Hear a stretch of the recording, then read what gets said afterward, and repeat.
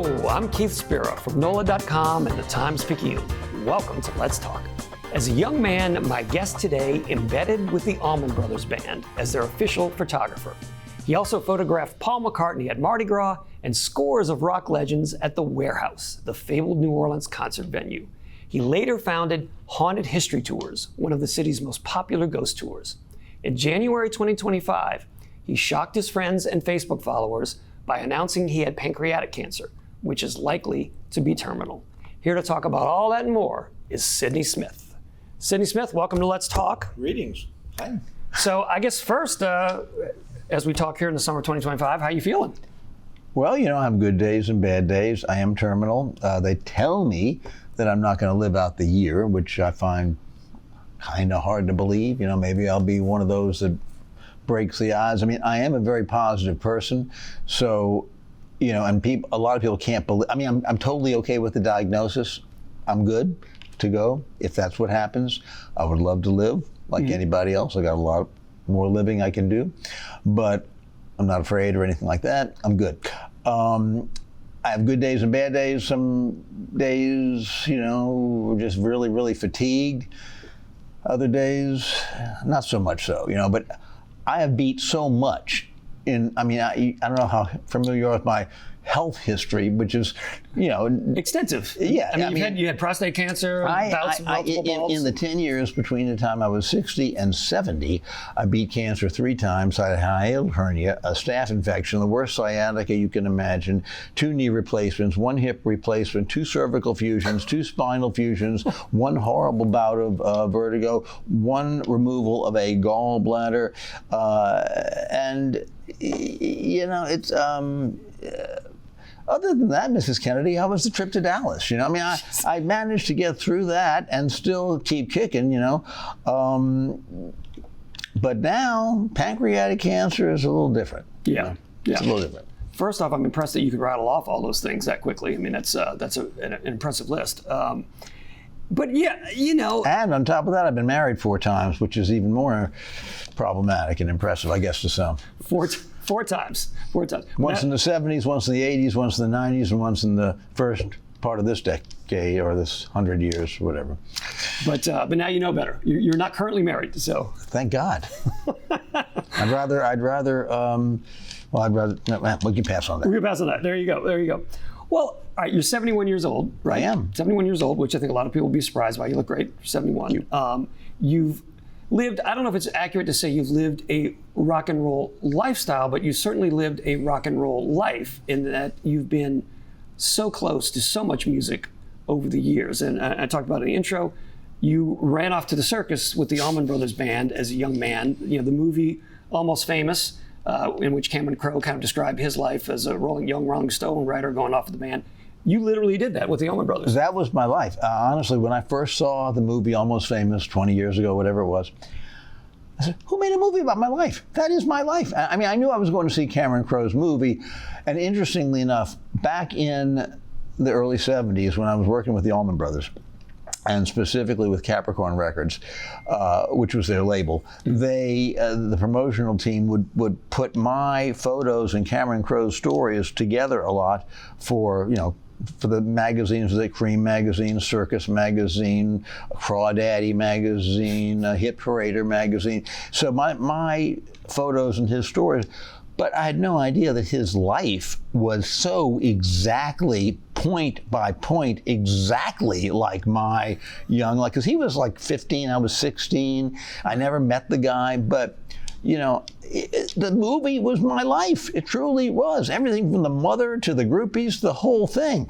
And the way, and that movie was based on the Allman Brothers. Right, the band that was in the movie, the fictional band in the movie, what was it? Led Zeppelin and the Allman Brothers. It was based on a combination of Led Zeppelin, who I've worked with both of those bands. And, you know, have great memories of those times, period. I'm sure. And it extended to the work you did at the Warehouse. The Warehouse, of course, was the great brick warehouse that was down by the Mississippi River where all the big rock bands of the 70s played. The Warehouse was the Fillmore East of the South.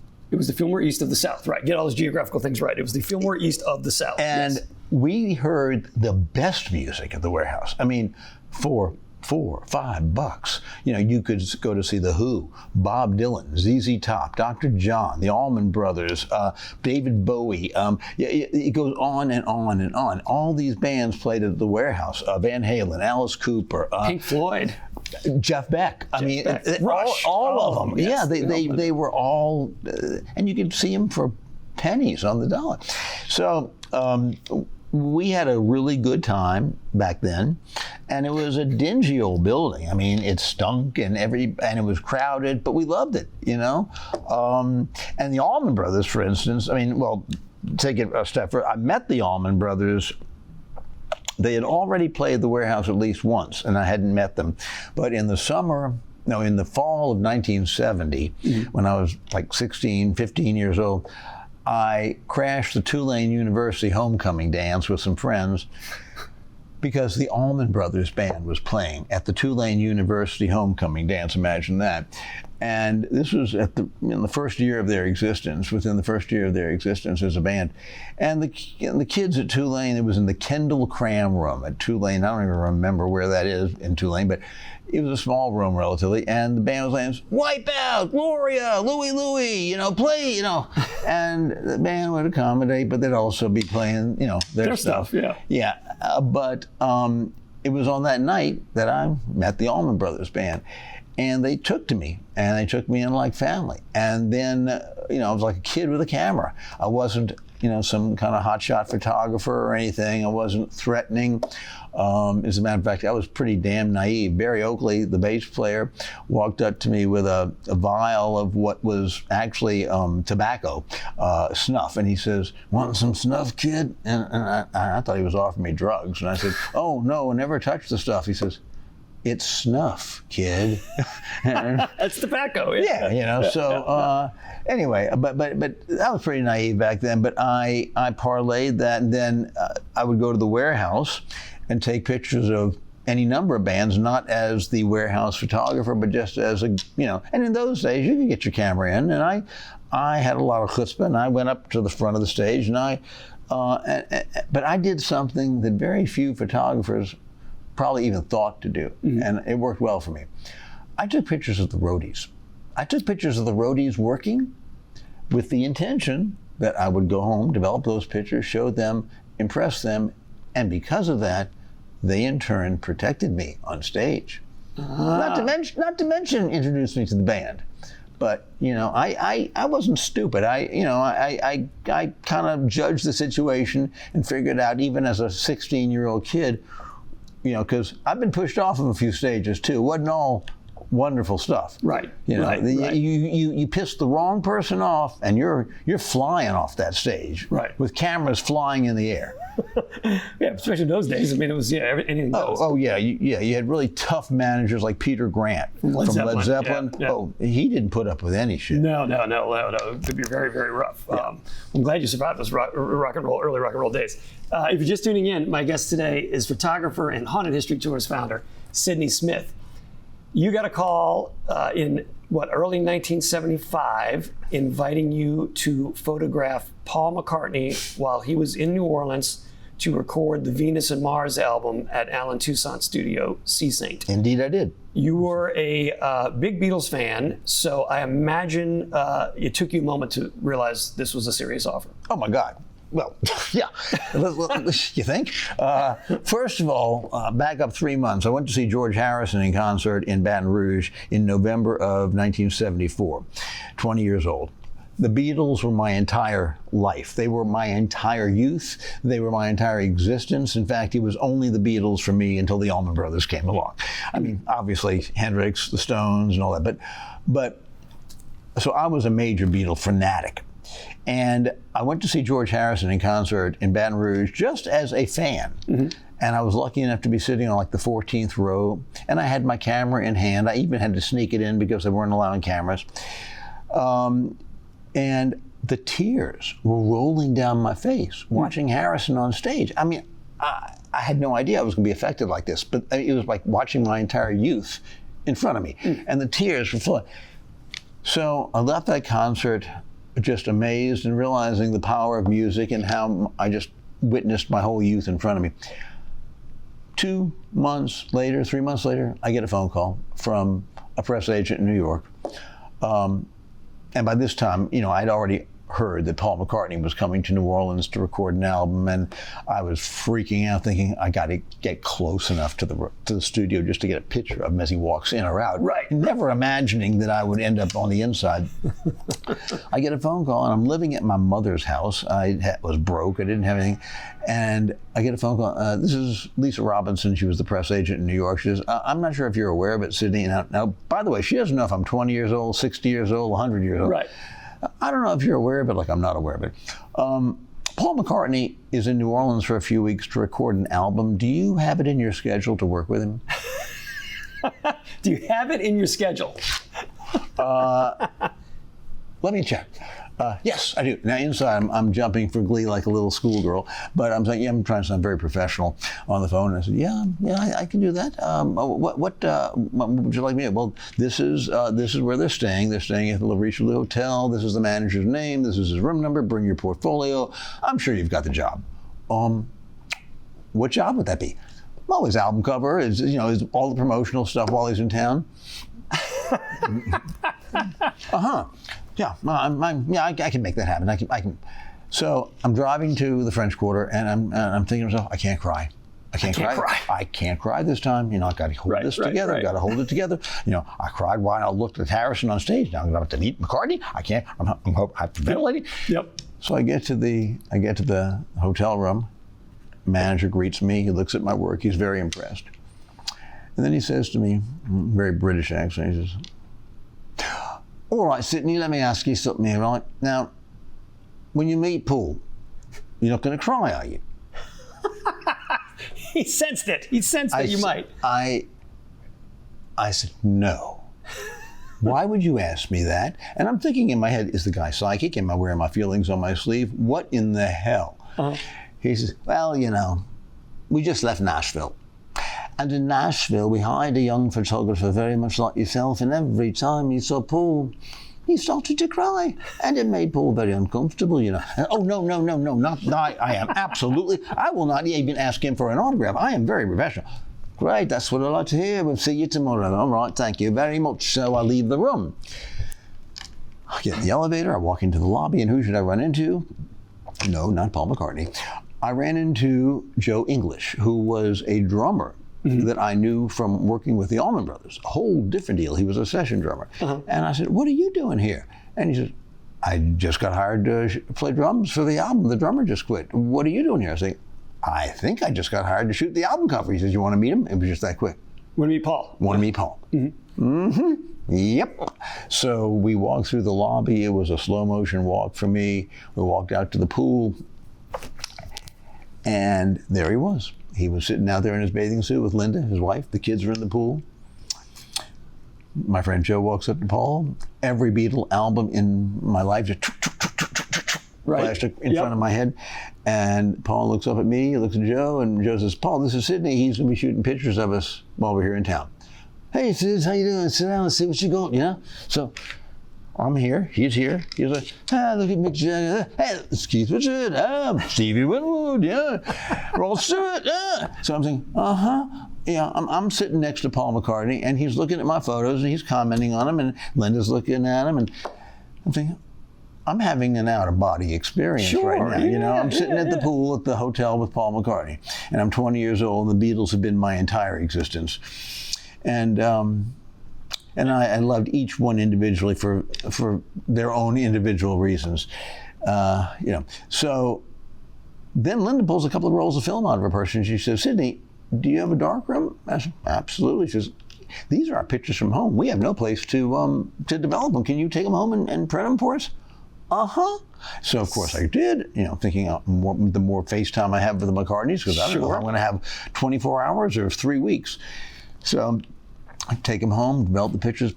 Paul at the dinner table, Paul in the barn with the horses, Paul out in the fields with the kids. It's like unbelievable. But rush back to the hotel. I get in the elevator with the photos. Who's there but Paul McCartney in the elevator? Hey Sid, how you doing? Now my life can end. Immediately, a Beatle, Paul McCartney, has said hello to me by my first name as I walked into the elevator. I'm good. I spent several weeks with the McCartneys in the studio, recording Venus and Mars.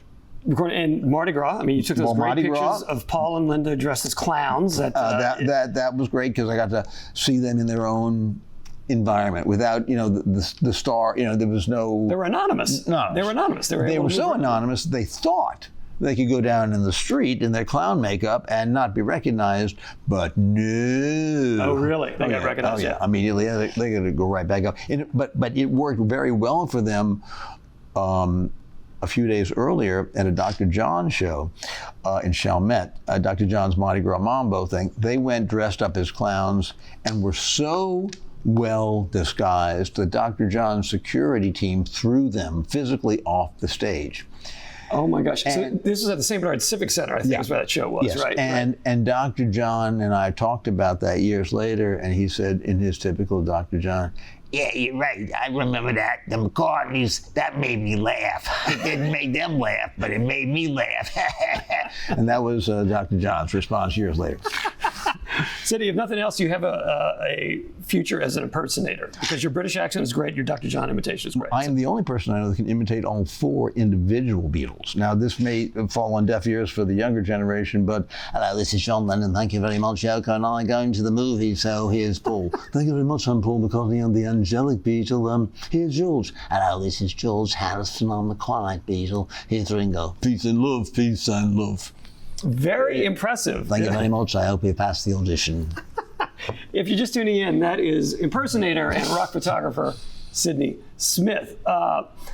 Let's fast forward for a minute to your other career as the founder of Haunted History Tours. Haunted History Tours. One of the biggest tour operators down the French Quarter. What was the initial impetus for that? Why did you start that company? Well, I got too old to be a male stripper.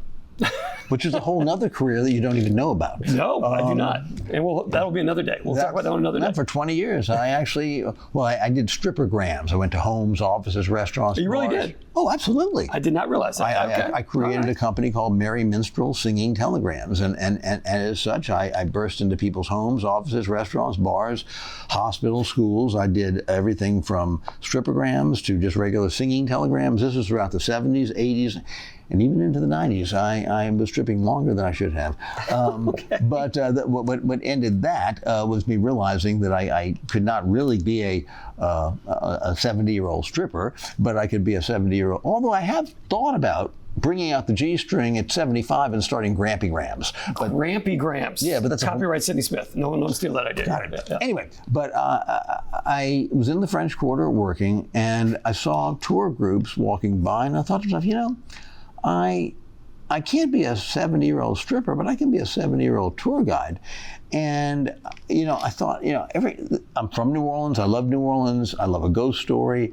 And I thought to myself, there's nothing like that going on here. And New Orleans is a major tourism market. Everybody loves a ghost story. New Orleans, from what I had read, had been considered to be the most haunted city in the country. I wanted to do a little bit more investigation on that. I did.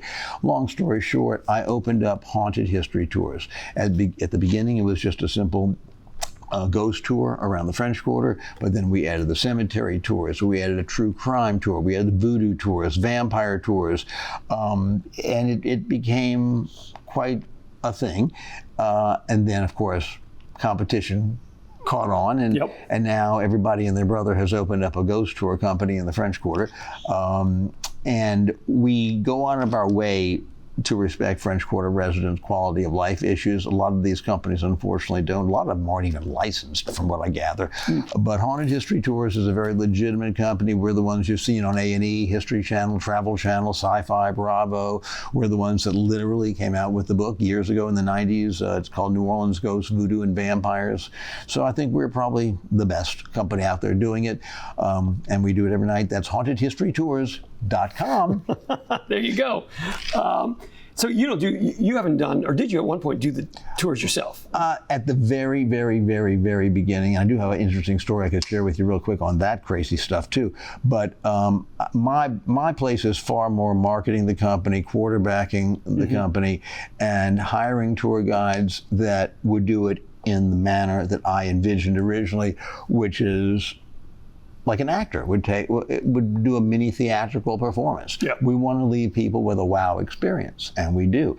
Because telling a ghost story is, or going into a cemetery, or going into a true crime story, or a voodoo tale. You have to take the people in. You have to be a storyteller. You have to be a master storyteller, and not simply a tour guide. This is the St. Louis Cathedral, and across the street we have Jackson Square. Let's walk down the block, shall we? No, that's not the way a haunted history tour operates.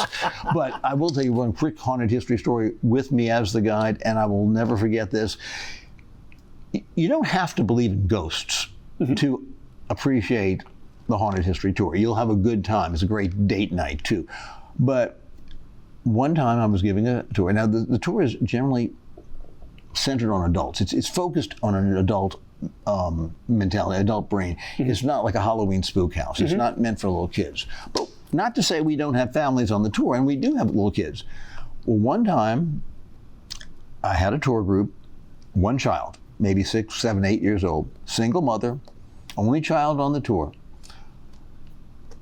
We were about 30 minutes into the tour, the child starts walking alongside of me. Kids will gravitate toward the leader. Yep. We asking questions, and I'm answering. Each time we stopped at a story, I could see that his mother was in the group. I could see her clearly. She was toward the back of the group. About 30 minutes into that, where the kid's walking along with me, the mother comes frantically running up to me. Have you seen my child? Have you seen my child? He's right next to me. He's standing next to me. Oh my God, where were you? Oh, you were just with me a minute ago. And I'm thinking to myself, no, this kid was not with you a minute ago. He was with me. Of course, I'm not going to argue with her. Right. She looks at him and she says, why did you leave me? And I swear to you, the kid looks up at her, and this brought chills to everybody. The kid says, because you were holding that other boy's hand, Mommy. Wow. There was no other child on the tour. Wow. I rest my case. I think kids are simply more in tune to paranormal activity. I think some people never feel it, never see it, never experience it in their life, and other people are surrounded by it. So you believe in ghosts? I believe that there's something out there. I don't know what's going to happen to me when I'm gone. I think I would love to think that I would be reunited with loved ones, although I'm kind of an agnostic. Prove it to me that it's real. I mean, I know that it's a lovely thought. It's a very romantic thought to think that, you'll see your loved ones again when you go. But no one will be more surprised than me if that happens. I'll just say I'm kind of an agnostic. I'll leave it at that. Well, there would be a certain irony if you haunted someplace in the French Quarter and and haunted your own haunted history tours down the road. Yeah. I mean, that would be a certain irony. Well, I mean, we just have 3 minutes left here. I mean, knowing that you have this diagnosis and that this will probably be the thing that gets you. I mean, you never know. You could be struck by lightning walking down the street tomorrow. You don't know. Have you figured out what's going to happen with your archives of photos? With the company? I mean, are you starting to make arrangements for these things? I've thought of a few things. I've thought possibly the New Orleans collection. I've thought about the Jazz Museum. There's been some interest in them doing a display of my photos, but I would rather have something on a permanent display, like with the New Orleans collection or something, if they're even interested. Otherwise, I haven't given 100% thought to it. I am coming out with a book, in addition to my Allman Brothers book that came out a few years ago. I am coming out with a book of my memoirs. I wasn't planning on doing that, but I had a few friends tell me, "Oh man, you've got stories." I said, "Yeah, but I'm not a celebrity. Nobody's going to buy a book on me. You've got stories." Yeah. And so, okay. Obviously. I'm going to tell a few of these stories in my book. I've got about 21 chapters of a book that is now complete. And, there's a lot to be told. So I'm going to be, but the reason I'm bringing this up is in the back of the book, instead of an epilogue, I'm going to just throw a whole bunch of rock and roll photos in there. And, so people can read about why Sidney became Sidney. In fact, the book is going to be called Being Sidney.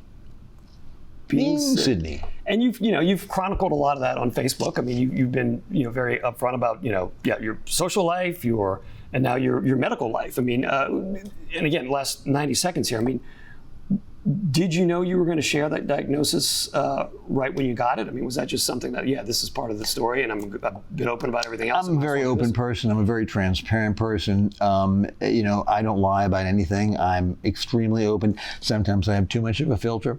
Sometimes I don't know when to shut that filter off. But I have nothing to lie about.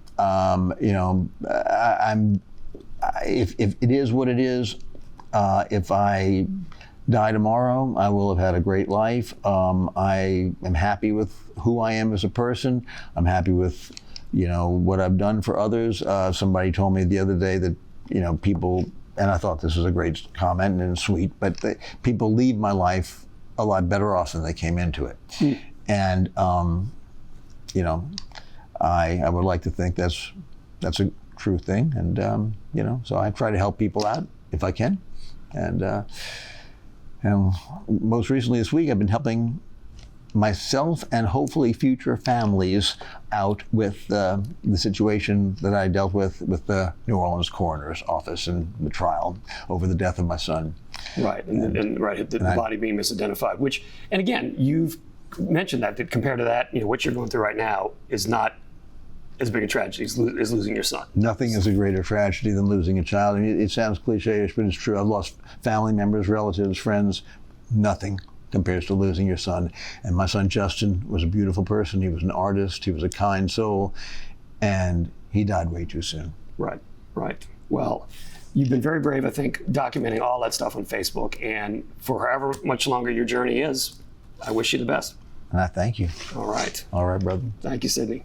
Once again, that was Sidney Smith, rock photographer, Haunted History Tours founder. I am Keith Spera. I'll see you next time on Let's Talk.